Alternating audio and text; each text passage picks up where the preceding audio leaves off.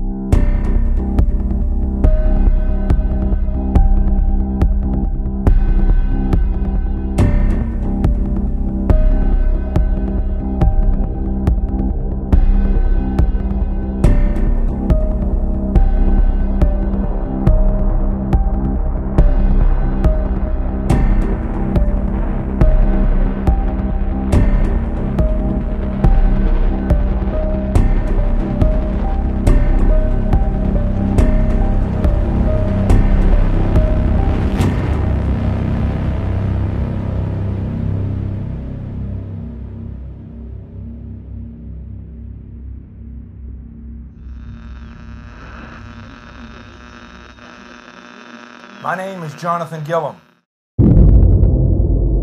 And this is The Experts.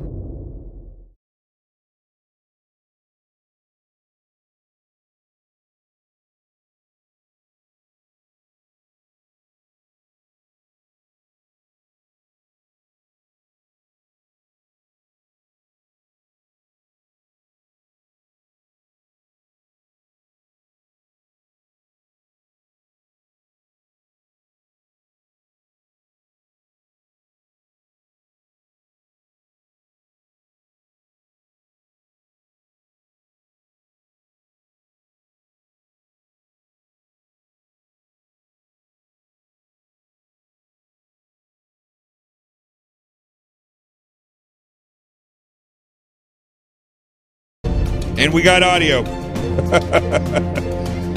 This is The Experts, in case you didn't realize that.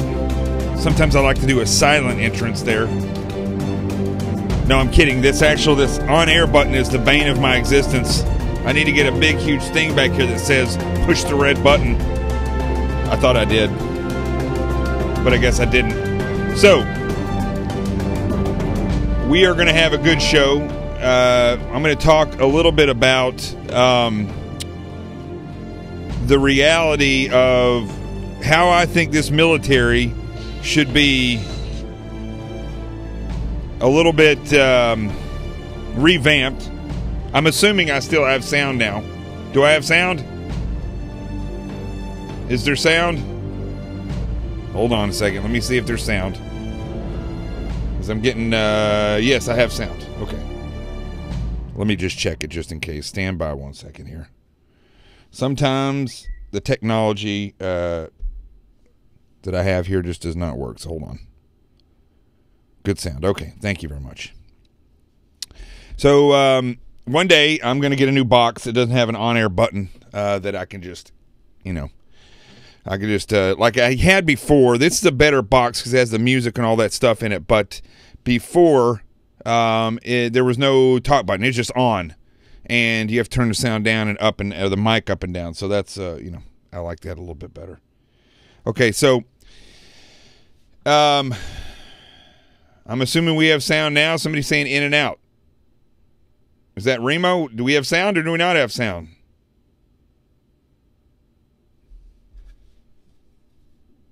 Now I'm starting to get angry, as you can tell. So let's see here. Stand by. Different platforms may have sound and others may not. Okay. Looks like we got sound. Now make sure, since we got this delayed here already, make sure that you are sharing this show. I'm going to share it right now. Remember how you do that. You go down and you grab the link. You copy the link. You go over to your other pages if you have other pages, or you can just share it with everybody.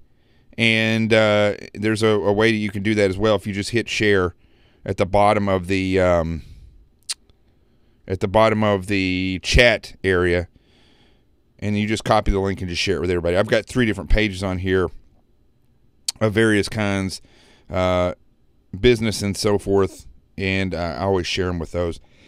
The more we share this, the more it populates Facebook, so that's very important for everybody to realize. Okay, there you go. I believe we have sound now. Let me just put that up there. Okay. Oh, first of all, Remo, why are you in a hotel? That's what we need to find out. He says it might be on his end because it's in a hotel room. We won't ask. So anyway, tonight I'm going to talk a little bit about, sorry about that delay getting started, but we're going to talk about Sessions, Attorney General Sessions seems to have selective amnesia. I mean, you could go through in the process. I mean, look, first and foremost, let me just start by saying this once and for all. You know what? I got to do the warning order real quick, and then let's get started. Let's do that.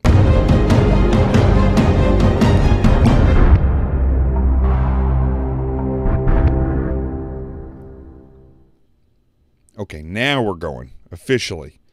So, Attorney General Sessions seems to have selective amnesia, but also even more than that. Why? The question I have on here, maybe I should have put this on the intro of the show, is why do we have to still be asking the question of whether or not we should be looking at the Clintons? I cannot figure that out. Why is that even still a question? If they are willing to look at President Trump, when the majority of information that came out about him was FISAs that were illegally obtained because of a fake dossier that evidently the Bureau paid for, and there's been nothing at all come out about a true collusion with President Trump and his cabinet and the Russians, other than Paul Manafort and these other people having done business with them. I just can't. It doesn't make any sense. You can't make sense of it because this is political games. However, there is more than ample evidence of what the Clintons did, when not just Uranium One, but consisting of using their official position to basically go out and profit, and destruction of private property, misuse of top secret information, all these different things. I mean, it's espionage through and through. I think there's probably a lot more. I think at one time on Fox they were talking about, I was like 30 or 40 charges that they could be brought up on. If that's the case and these things are so apparent, why aren't we looking? That's the question that I have to ask. Why do we even need to be rethinking whether or not we are going to look at this? It makes no sense at all. I think that I just think that we're going down such a rabbit hole that goes, it's like a rabbit hole that goes like this. It goes around and around and around and around, and it never comes to a conclusion because that's not what they want. And it's aggravating to me. It's aggravating to you, I'm sure. Because this is, at first, you know, we were figuring it all out, right? And we're behind the power curve, the people in the United States, the citizens are behind the power curve because we don't have access to the sources in government that the media does. We don't have the relationships with people in government like the media does. And so the information trickles out in a controlled fashion, not a timely fashion, in a controlled fashion. So it's interesting now at the point that we're at, after this information finally started to come out, we started to get a picture here, a picture there of what the Clintons did. We never saw out in the open a picture that was being presented as to what President Trump and his staff in this alleged collusion, how it actually unfolded and where it actually happened. Now, you could be a liberal right now watching this show. This argument isn't for whether or not President Trump and his staff are guilty. It's not an argument on whether or not we can conclude on whether or not Hillary Clinton and former President Clinton and their staff members are guilty. That's not what I'm trying to argue here. And I don't think, if you're liberal and conservative, you know, I always say this, you're probably very close to actually being able to come up with effective solutions to most issues if you just sat down and worked it out and forgot about the political stances and your special interest. We could probably solve the majority of problems that we need to. So I'm not wanting you to argue about this. What I am wanting you to do is think about if there was enough circumstantial evidence and fake evidence. We know now that the stuff that was leaked, the people that were unmasked, that was done unethically. The information that was leaked should not have been leaked because it didn't amount to anything, and they knew that. The people who leaked this information had to have known either that or they're not educated enough in their positions in government. I mean, why would you unmask somebody's name when there's nothing illegal there? The only reason you would do that is because you're trying to do what always happens when the political election process gets close, is everybody tries to start maneuvering to ruin the other person's name. That is illegal to use government information for that purpose, to leak the information, to unmask people. So if all this stuff was happening and it has not amounted to anything, not only was it illegal, but it is, well, definitely fraudulent, but the American people should look at this and say enough is enough. Okay, set all the legal stuff aside. You should say enough is enough. On the other hand, when we look at the Clintons and we look at Haiti and what happened down there with the Clinton Foundation, this overwhelming collection of money that went into their bank accounts, nothing was really, very little was used in country. Hillary's brother got a contract for all the import-export of rice and beans and I think gold and some other stuff down there. So they're profiting while other people are still living in squalor.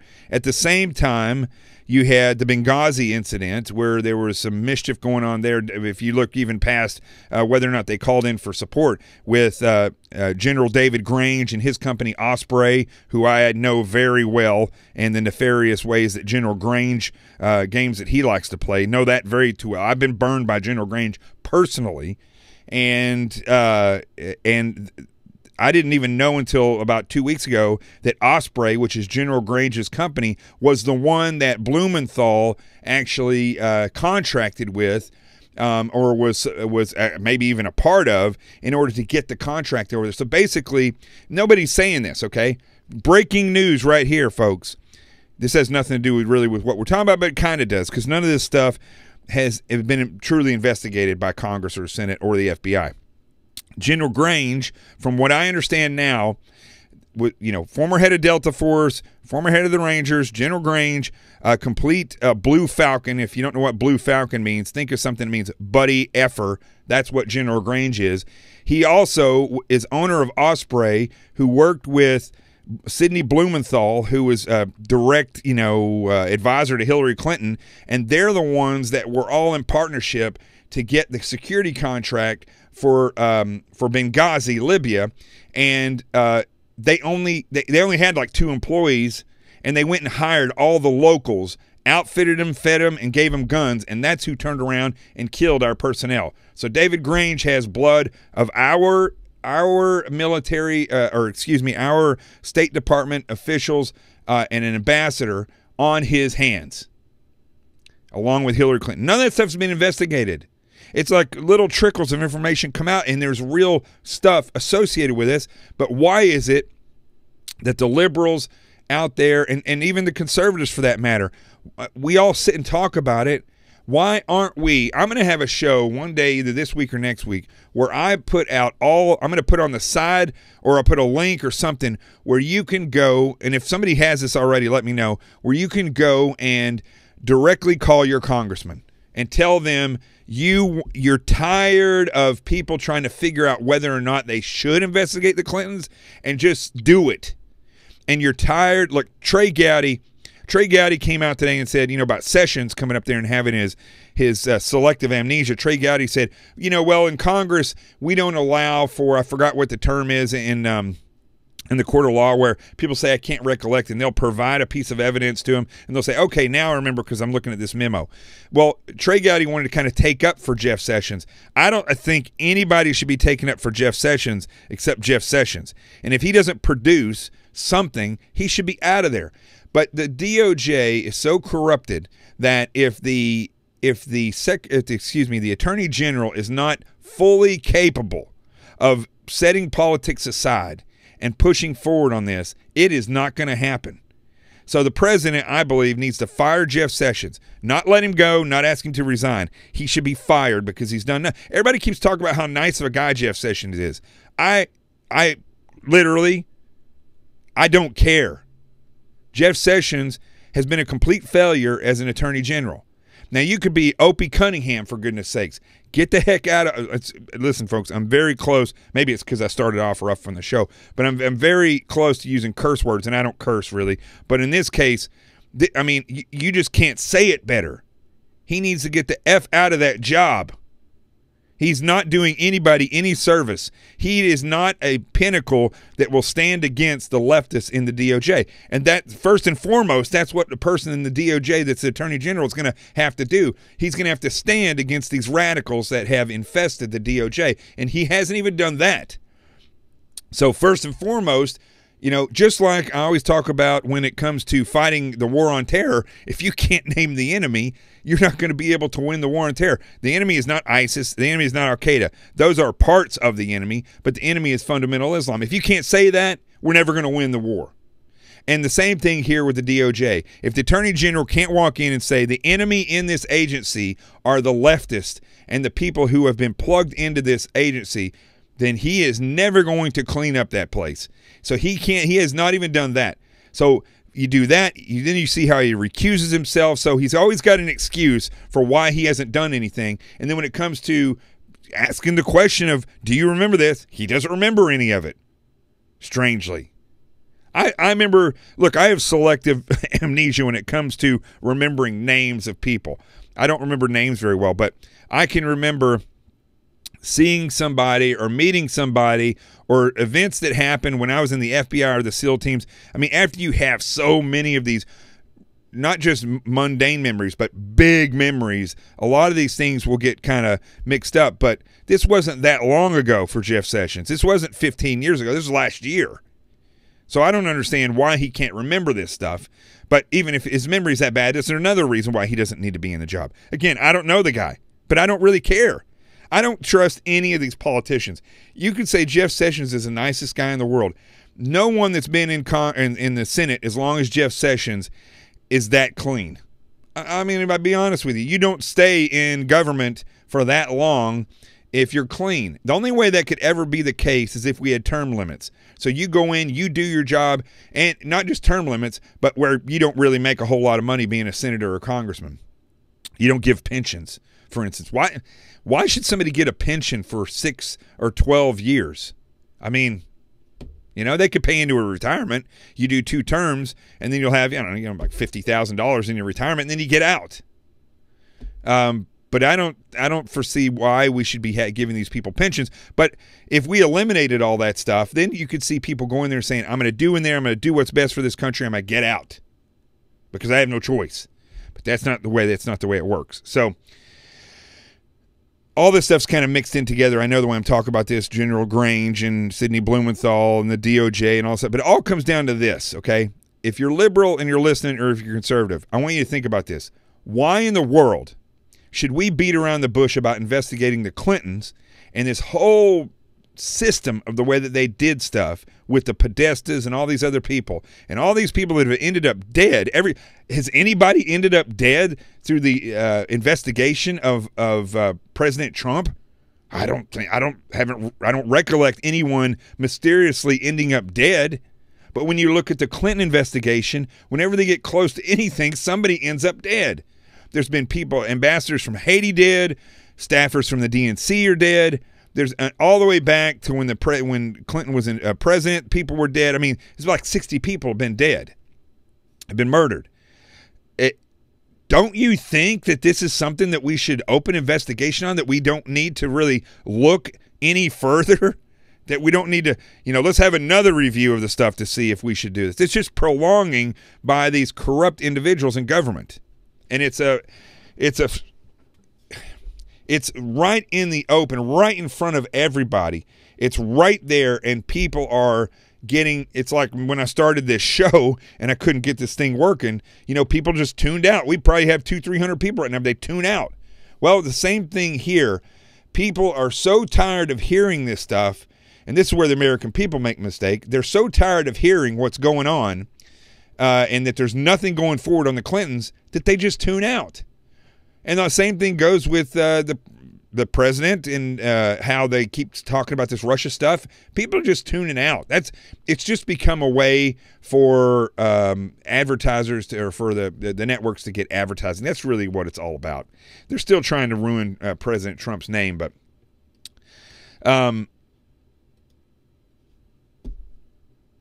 listen, that's all I can say on that is the fact that this is the real story. As I always say, there's always a real story behind the story. The real story is, why is it so easy to get a special prosecutor and investigate President Trump based on allegations that came from nefarious meetings and illegal unmaskings and illegal leaks that amounted to nothing? Why is it so easy, and even a false dossier in which they obtained these FISAs, if that's the case, why aren't we able to just open up an investigation on the Clintons and the Clinton machine and the DNC based on Clinton Cash, the book? That's more credible because it's all about it. It just is a book of factual stuff that happened that the Clintons did. That's more factual than the dossier that was completely made up, and that the FBI evidently opened up a case on President Trump because of that. If they can do that and get information from a foreign source paid for by political operatives, why can't they use Clinton Cash or the other information that the Haiti government is saying, or that any of these other people, these people who've worked in and around the Clintons and the Clinton machine, the DNC, or the people ended up dead? Why aren't they just saying, let's go full bore investigation? Including that investigation is McCabe. He has to recuse himself. Is also Mueller, Comey. They have to recuse themselves. Loretta Lynch, Loretta Lynch, Susan Rice, President Obama, Eric Holder, all these people, they have to recuse themselves. Then you start looking even further at the Republicans and how they may have, the Republican establishment, how they may have been in cahoots with these people, how they benefited. Look at all their bank accounts. Look at Debbie Wasserman Schultz. Look at all those people. I'm sorry, Debbie Wasserman Schultz. Oh yeah. Look at Debbie Wasserman Schultz. Gosh, scary. So anyway, there's more than circumstantial evidence here. There's proof. There's literally, you look at the records, you're going to see what was deposited in the Clinton Foundation's bank accounts and what was happening. It's already been done by the person who wrote Clinton Cash. It's been done by so many people, but yet there's not, for some reason they're saying there's not enough evidence. They got to reevaluate it. And Jeff Sessions at the top of this. Jeff Sessions is doing nothing. Jeff Sessions can't remember anything. And Jeff Sessions just goes up and plays lip service to the Senate and the Congress. And I'm sick of it. I'm over it. Let me get a drink of coffee. All right. If you have not shared this show right now at this point, you need to share this show. That's weird. I'm looking at the numbers on Facebook. As soon as I showed Debbie Wasserman Schultz, it literally went down like 30 people. So make sure that you are sharing the show on Facebook. Make sure that you retweet it on Twitter. And if you haven't liked my page on Facebook, do it. Follow me on Twitter and subscribe to my page on YouTube. We're really trying to get the numbers up on YouTube. They're really down. They're just never really above 26 people. And God bless you, 26 people that come on and watch this. So, all right, let's go to the let's go to the A block, and I'm going to talk a little bit about, let's see what I want to do now. I know I have 11 sanctuary cities. Let's talk about that real quick. And then I want to get into this rethinking the military. I think a lot of people are going to be interested in this. If you're a veteran, or if you know a veteran, tell them, you'll have a few minutes to contact them. Tell them to tune into this, because ultimately I'm going to be looking at the chats a lot to see what you think and what your ideas are, because I know I'm not the only one who has ideas about ways things should be ran. So let's go to the A block. How many of you are prepared for an incident like this? Get my new book, Sheep No More, The Art of Awareness and Attack Survival, and I will teach you to think like an attacker so you can truly defend yourself. Don't just react, act. Available for pre-order now on Amazon and Barnes & Noble. Sheep No More. Get it.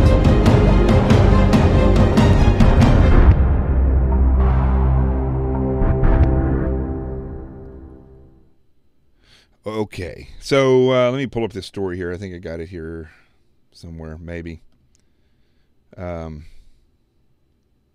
Again, I've been having all kinds of issues with, it's like everything Apple goes to hell in a handbasket at the same time.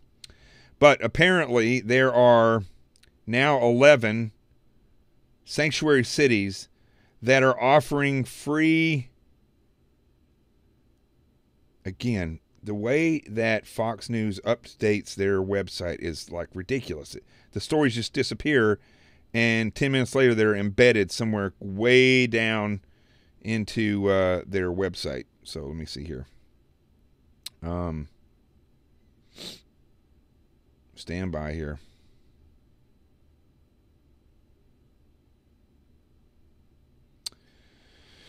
Okay, so there's 11 states that are, or 11 cities that are offering free legal service to illegal aliens who come over. And really wish I could find out where this is. Let me just type it in here. Hold on.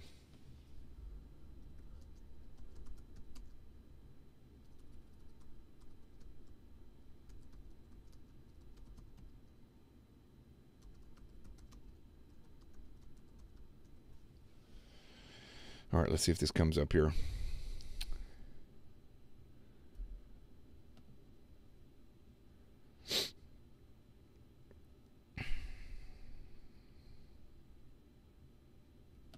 Okay, here it is. All right, so at least 11 cities are now offering to pay for legal defenses for illegal immigrants. Sacramento became... see here, they're saying this on foxnews.com. Sacramento became the largest city to go above and beyond sanctuary policies by approving the use of taxpayer dollars to support legal defense of illegal immigration or immigrants facing deportation. Now, this is mind-boggling to me, because this is coming from taxpayer money. That's who's going to fund this. Okay, taxpayers are going to fund this. This is not going to be private organizations. It's going to come out of where, if you live in one of these cities, it's coming out of your pocket. And And if you don't understand about subversion and all the stuff which I talk about nightly, the city council in Sacramento voted unanimously Thursday night to draw $300,000 from the general fund to provide urgent legal and support services to Sacramento families facing the immediate threat of separation due to deportation. Now, if you don't realize that that city has been subverted, you don't have a grasp on reality. Okay, so this is something that you should be looking at very closely, because that entire city government, it's not that they're just liberal. That entire city government subscribes to a narrative that goes directly against the law in this country. It goes directly against the Constitution in this country, where to the point where the government is funding legal aid against the government. Think about that. The states are funding the legal fight for people who are not citizens in this country in order to fight the federal government. Now, that is, when you think about that, that is so unbelievably subversive. That is so unbelievably, I mean, that just goes in the face of, what about people who, what about companies that have employed people that have gotten caught up in a bankruptcy, not of their own doing, but because of one of their clients went bankrupt, and now a trustee, these weirdo trustees, is coming after their money, and the company has no money to pay for an attorney. Why doesn't the city step in and take care of that? You know, I mean, look, the fact is, they are spending taxpayer money to fight for a person that is not even an American citizen against our federal government. An illegal alien that has broken the law. And if they've come in this country twice and been caught, they're actual felony. They're felons. So that's just the city council in Sacramento. The entire city council is basically working for the leftist, globalist, socialist / communist agenda.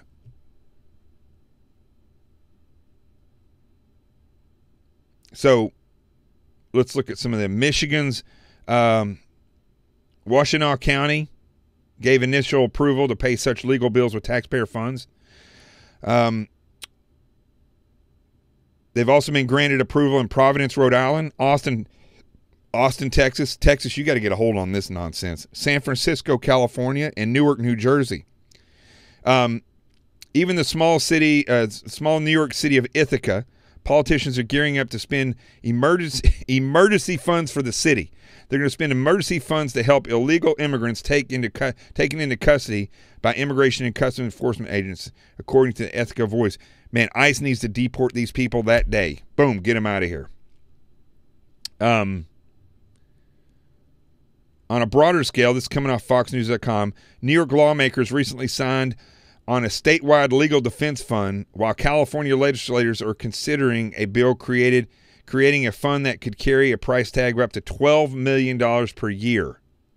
So California, one of the biggest economic failures of a government in the country, is now going to spend $12 million to fund this fight against the federal government, specifically to help out illegal people who've come into this country illegally, who should not be in this country at all, and who are not American citizens, and they're going to pay for their legal funds. Anybody else see a problem with this? All right.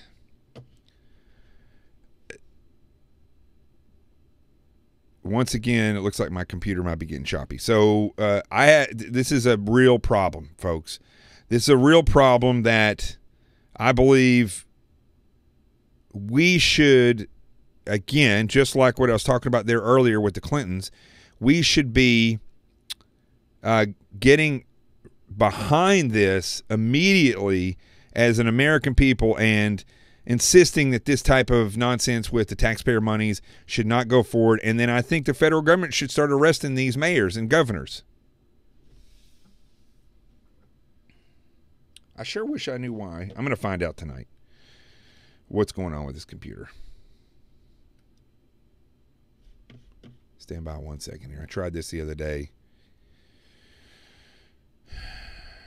Let's see here.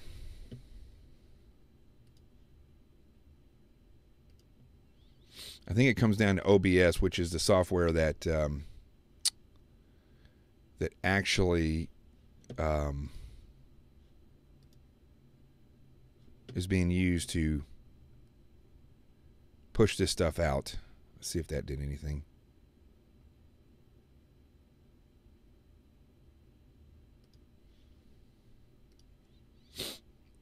All right, we should be back now.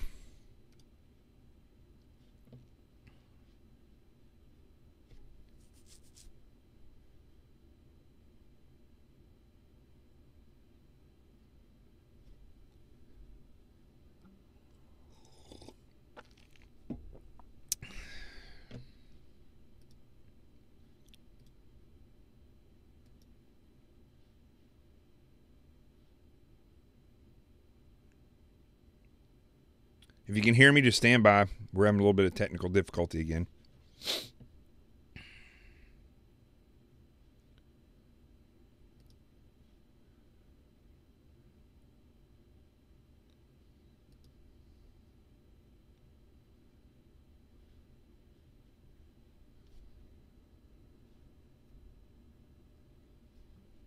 No, I'm not using a laptop, Richard.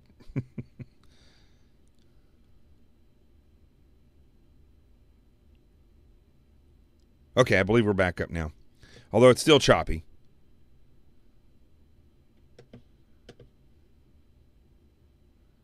Stand by, I'm going to try one more thing.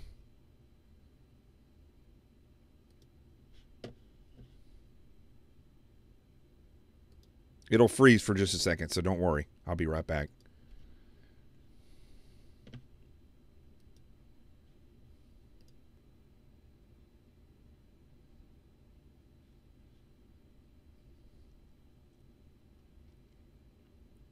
All right. I don't know if you can hear me, but stand by. Looks like we may be back up, but still choppy.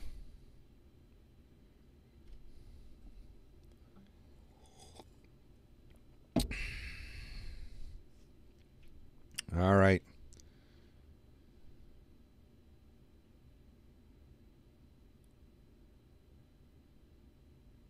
I'm on, but this is very, very choppy, so I don't know exactly what's happening here.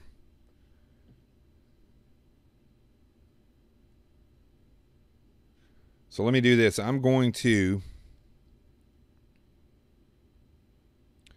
prolong this. I'm going to log off. Seems to do this every night for some reason. I don't know why. It's getting faster and faster where it's doing it earlier and earlier. So I'm going to log off. I'm going to reboot, and I'm going to come back for the last part of the show.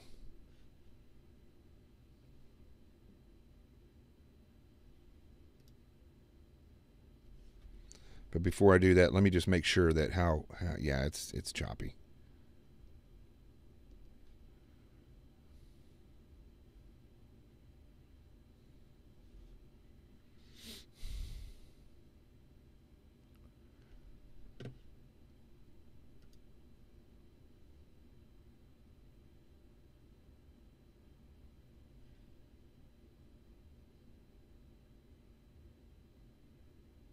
Yeah, the audio and stuff is good, but the problem is I can't make corrections on this without it.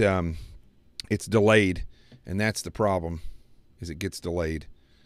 So let's do this. I'm going to go out of the show and restart it again. Our numbers will pop back up as well, and then we'll finish this show off.